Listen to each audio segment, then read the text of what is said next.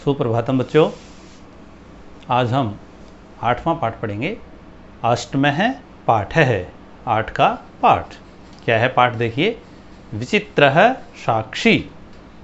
साक्षी होता है गवाह, विचित्र माने अद्भुत या विचित्र गवाह। गवाह होता है ना, कोर्ट में जो गवाही देते हैं उसको गवाह बोलते हैं। ये जो पाठ है ये श्री ओम प्रकाश ठाकुर द्वारा रचित जो कथा है उससे संपादित है। इसमें प्रसिद्ध साहित्यकार बंकिम चंद्र चटर्जी जो न्यायाधीश थे और जिन्होंने एक फैसला दिया था उस पर आधारित है। आइए पाठ को ध्यान से पढ़ते हैं।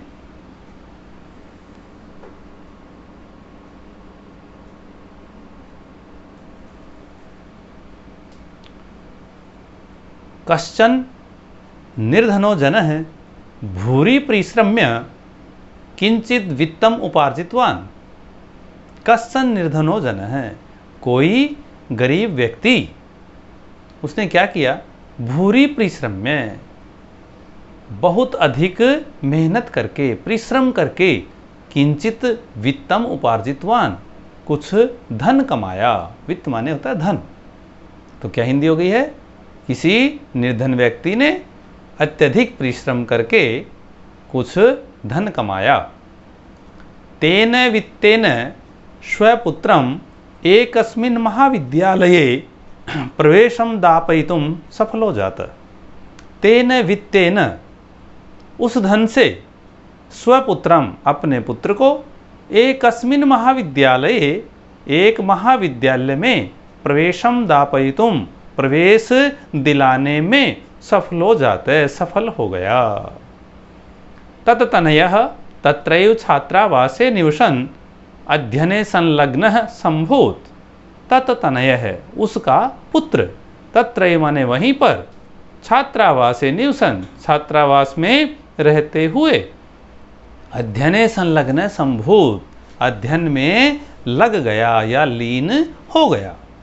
एकदा स पिता तनूजस्य रघुणताम आक्रण्य व्याकुलो जाता पुत्रम दृष्टुम च प्रस्थितः।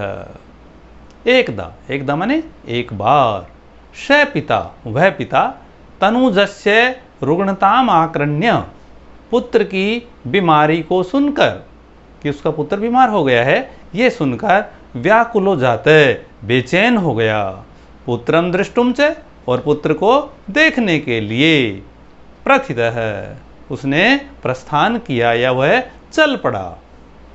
परम अर्थकार्षेण पीड़ित स बशयानम विहाय पदातिरेव प्राचलत।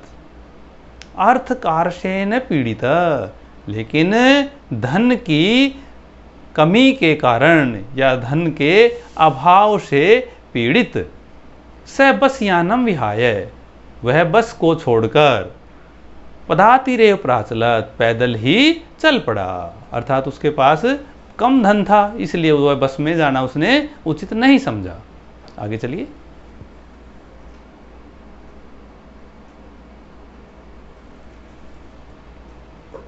पदातिक्रमेण संचलन सायं समये अप्यासौ गंतव्यात् दूरे आसीत्। पदातिक्रमेण संचलन, पैदल चलते हुए, सायं, शाम तक, सायं समये, शाम के समय, अपि असौ गंतव्यात् दूरे आसीत्, अब भी वह अपने गंतव्य स्थान से दूर था। निशांधकारे प्रसृते विजने प्रदेशे पदयात्रा न स्वभावः। निशांधकारे, रात्रि के अंधकार में, प्रसृते विजने प्रदेशे, और निर्जन प्रदेश में, पदयात्रा, पैदल चलना, न स्वभावः, कल्याणकारी नहीं था। रात को जब अंधकार फैल जाता है, प्रसृत माने फैलना, रात के फैले हुए अंधकार में, निर्जन प्रदेश में पद यात्रा करना या पैदल चलना कल्याणकारी नहीं था। एवं विचार्य, ऐसा विचार करके, स पार्श्व स्थिते ग्रामे रात्रि निवासम कर्तुम किंचिद गृहस्थम उपागतः। पार्श्व स्थिते ग्रामे, नजदीक के गांव में, रात्रि निवासम कर्तुम, रात को ठहरने के लिए, निवास करने के लिए किंचित गृहम उपागत है, किसी गृहस्थी के पास गया। करुणापरो गृही तस्मै आश्रयम प्रायच्छत। दयालु गृहस्थी ने उसको रहने के लिए आश्रय दे दिया। आगे चलिए।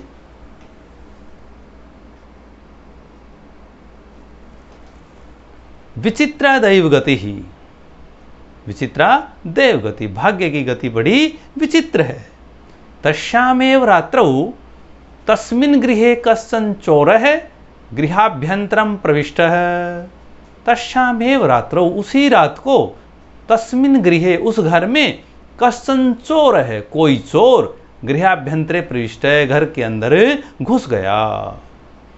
तत्र निहिताम एकाम मंजुषाम आदाय पलायित, और वहां पर रखी हुई मंजुषाम, पेटी को, एकाम माने एक, एक पेटी को, आदाय माने लेकर, पलायित माने भाग गया।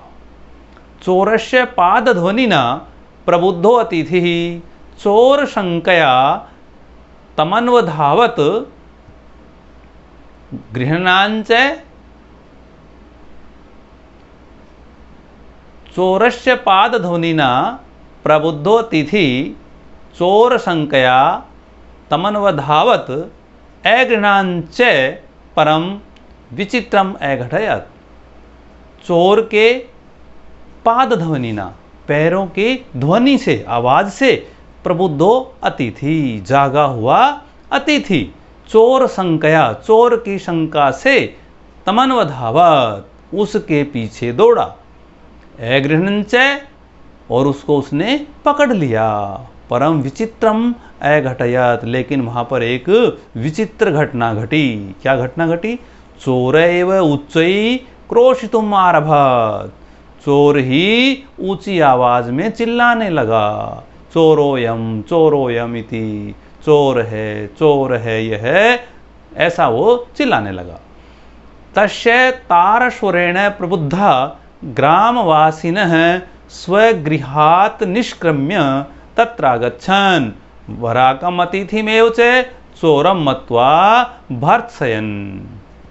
तस्य तारस्वरेण, उसकी ऊंची आवाज को सुनकर प्रबुद्धा, जागे हुए, ग्रामवासी ने, गांव वाले, स्वगृहात निष्क्रम्य, अपने घर से निकलकर, तत्रागच्छन्, वहां पर आ गए, वराकम अतिथि में, वे बेचारे अतिथि को ही चोरम मत्वा, चोर मानकर, भत्स्यन, निंदा करने लगे, उसकी चोर मान के बहुत सी निंदा करने लगे।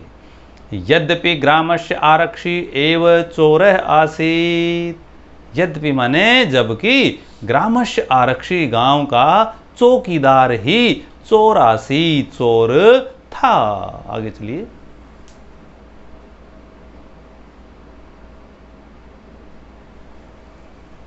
तदक्षम एव रक्षा पुरुषः तम अतिथिम चोरोऽयम् इति प्रख्याप्य कारागारे प्राक्षिपत। उसी समय रक्षा पुरुष है, जो वो आरक्षी था, जो चौकीदार था, उसने तम अतिथिम, उस अतिथि को, चोरोऽयम्, यह चोर है, इति प्रख्याप्य, ऐसा आरोप लगाकर, कारागारे प्राक्षिपत, उसको कारागार में डाल दिया। आगे चलिए।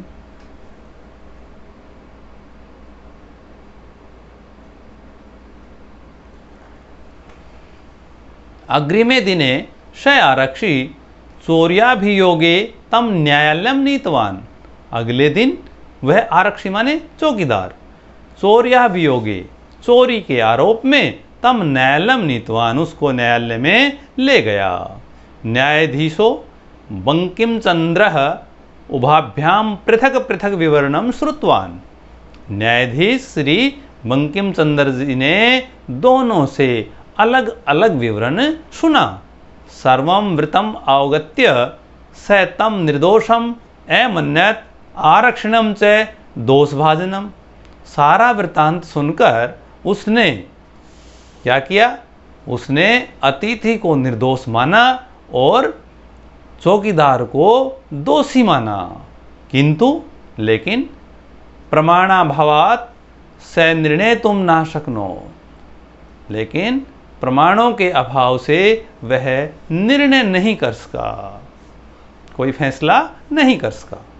ततो असौ तौ अग्रिमे दिने उपस्थातुम आदिष्टवान, इसके बाद उसने दोनों को अगले दिन पुनः उपस्थित होने के लिए आदेश दिया। आगे चलिए।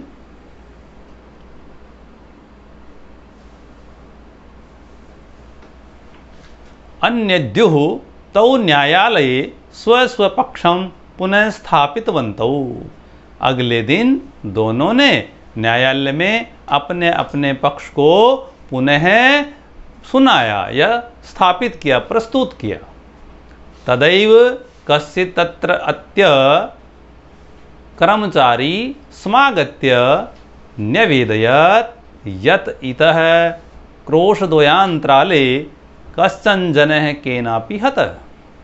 तदैव माने उसी समय, कश्चित् तत्रत्य किसी वहीं के कर्मचारी ने, समागत्य माने आकर, न्यवेदयत् निवेदन किया, यत् माने कि, इतः क्रोशद्वयान्तराले यहाँ से 2 कोस की दूरी पर, कश्चन जनः किसी व्यक्ति को, केनापि हतः किसी ने मार दिया।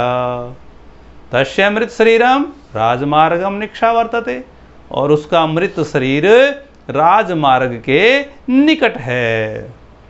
आदिश्यताम किम करणीयमिति, हे प्रभु, हे आदेश दीजिए कि क्या करना चाहिए। न्यायाधीश आरक्षिणाम अभियुक्तम च तम शवम न्यायालयाने तुम आदिष्टवान, न्यायाधीश ने चौकीदार को और उस अभियुक्त को, उस शव को न्यायालय में लाने का आदेश दिया।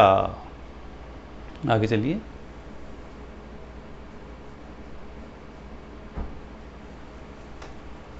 आदेशम प्राप्य उभौ प्राचलताम, आदेश को प्राप्त करके वे दोनों चल पड़े। तत्रोपेत्य काष्ठपटले निहितं पटाच्छादितं देहं स्कंधेन वहन्तौ न्यायाधिकरणं प्रति प्रस्थितौ। वहाँ पर तत्रोपेत्य, वहाँ पहुँचकर, काष्ठपटले, काट के फट्टे पर, निहितम माने रखी हुई, पटाच्छादितम देहम, और कपड़े से ढकी हुई देह को, शरीर को, स्कंधे न भंतो, अपने कंधों पर वहन करते हुए या ढोते हुए, न्यायाधिकारणम प्रति प्रस्थितौ, न्यायाधीश की तरफ चल पड़े। आरक्षी सुपुष्ट देह आसीत, चौकीदार सुपुष्ट देह माने मोटे ताजे शरीर वाला या पुष्ट देह वाला था। अभियुक्तस्य अतीव कृशकाय, और अभियुक्त बहुत निर्बल था, कमजोर था। भारवतः शवस्य स्कंधेन वहनम तत्कृते दुष्करम आसीत, भारवत है, भार के कारण, शव को स्कंधेन वहनम, अपने कंधे पर वहन करने के लिए, तत्कृते उसके लिए, दुष्करम आसीत, बहुत कठिन था। स भार वेदनया क्रंदति स्म, वह भार की वेदना से रो रहा था। तस्य क्रंदनम निशम्य मुदित आरक्षी तम उवाच, उसके क्रंदन माने रोने को सुनकर, मुदित खुश होकर, आरक्षी तम उवाच, आरक्षी माने चौकीदार उसको बोला, रे दुष्ट, हे दुष्ट। आगे चलिए।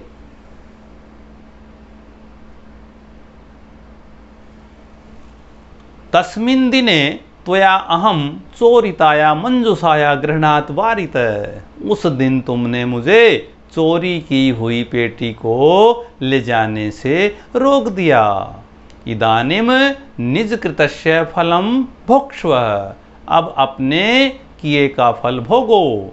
अस्मिन् चौर्याभियोगे त्वम वर्षत्रयस्य कारादंडम लप्स्ये, इस चोरी के आरोप में तुम्हें 3 वर्ष का जेल का दंड भोगना पड़ेगा। इति प्रोच्य उच्चये हसत, ऐसा कहकर जोर से हंसने लगा। यथा कथंचिद उभौ स्वमानीय एकस्मिन् स्वत्रे स्थापितवन्तौ, जैसे कैसे वे दोनों शव को ले आए और उसे एक चबूतरे पर रख दिया। न्यायाधीशेन पुनस्तौ घटनाया विषये वक्तुम आदिष्टौ। न्यायाधीश ने उन दोनों को दोबारा अपनी घटना कहने के लिए आदेश दिया।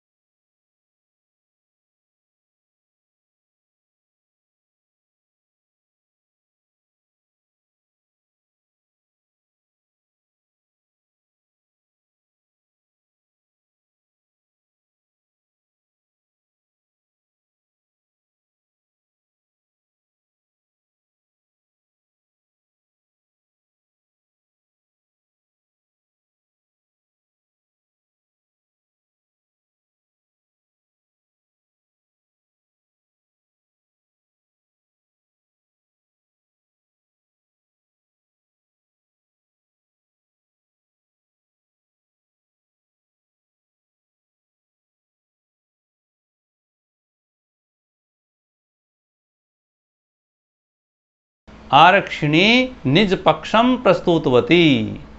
चौकीदार ने अपना पक्ष प्रस्तुत किया। आगे चलिए।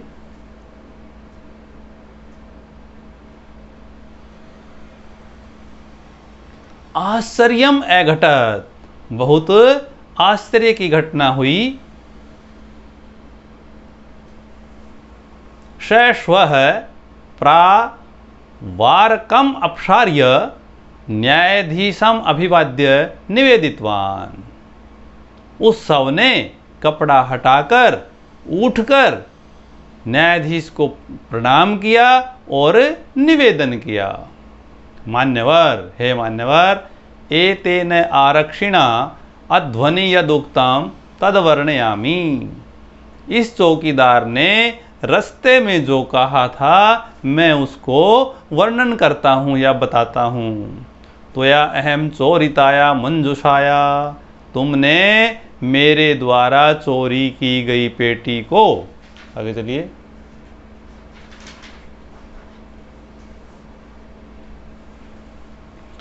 ग्रहणात वारित, ले जाने से रोका। अतः निज कृतस्य फलम भुक्षस्व, इसलिए उस अपनी करनी का फल भोगिए। अस्मिन् चौर्याभियोगे त्वं वर्षत्रयस्य कारादंडम लप्स्ये इति। इस चोरी के आरोप में तुम्हें 3 वर्ष की जेल की सजा होगी। न्यायाधीश आरक्षिणे कारादंडमादिश्य तम जनम स सम्मान मुक्तवान। न्यायाधीश ने चौकीदार को जेल का दंड दिया और उस व्यक्ति को ससम्मान आजाद कर दिया, मुक्त कर दिया। अतएव उच्यते, इसीलिए कहा गया है। आगे चलिए। दुष्करण्यपि कर्माणि मति वैभवशालिनः नीतिं युक्तिं समालम्ब्य लीलैव प्रकुर्वते। मति वैभवशालिनः दुष्कराण्यपि कर्मणि नीतिं युक्तिं समालम्ब्य लीलैव प्रकुर्वते। आइए इसका सरलार्थ करके देखते हैं। मति वैभवशालिन, बुद्धि रूपी संपत्ति से युक्त, अर्थात जिनके पास बुद्धि रूपी संपत्ति है। दुष्कराण्यपि कर्माणि, कठिन से कठिन काम को भी, नीतिम युक्तिम, नीति और युक्ति से, समालंब्य, नीति और युक्ति का आश्रय लेकर, लीलैव प्रकुर्वते, खेल खेल में ही कर देते हैं।